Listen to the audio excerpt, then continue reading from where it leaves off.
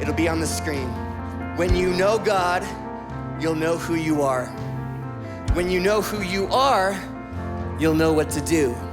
In other words, relationship reaffirms identity, and identity confirms calling.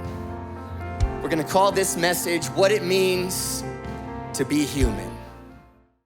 So we are the Tselem Elohim. That is the Hebrew word for image of God. And that's a really big deal. Or should I say, you are a big deal.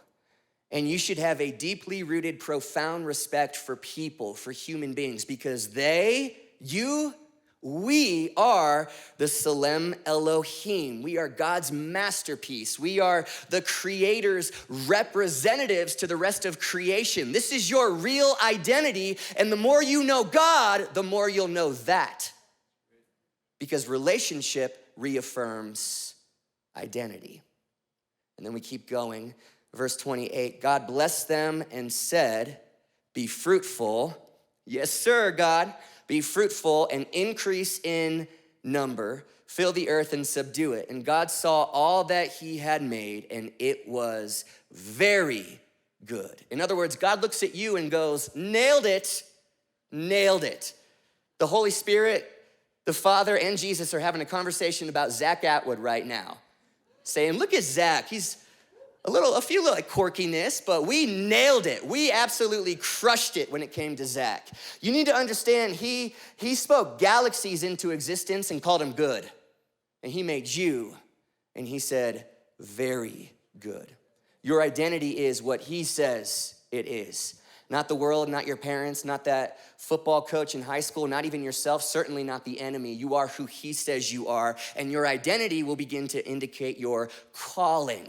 So if you're not following this, we'll sum it up once again. There is a direct connection between image of God, or Tselem Elohim, and then the Hebrew word for rule over, have dominion, is the Hebrew word radah. And in the original language, this is the language of royalty. That Adam and Eve were placed in the garden to radah, to royally reign or have dominion over God's entire creation. And so, what does it mean to be human?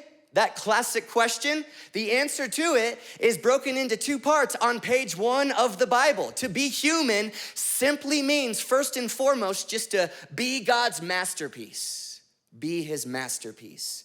And then it means to have dominion, to cultivate and create within creation. You are loved for who you are, but you are created to do. The more you know God, the more you know who you are, and the more you know who you are, the more you will know what to do. Here's on purpose repetition here for a reason. Relationship reaffirms your identity, and identity is what confirms your calling. And if that's true about you, and it is, and it's true that Jesus 2,000 years ago, when the veil was torn, when he took his final breath and conquered sin and the grave, and he destroyed whatever barrier there was between the sacred and the secular, which now means everything is his and spiritual, and it all matters to God. And if all that's true, then I pray, and my motivation for this sermon is that it would give you a lot more meaning and significance to your Excel spreadsheets tomorrow morning. That's my goal with this.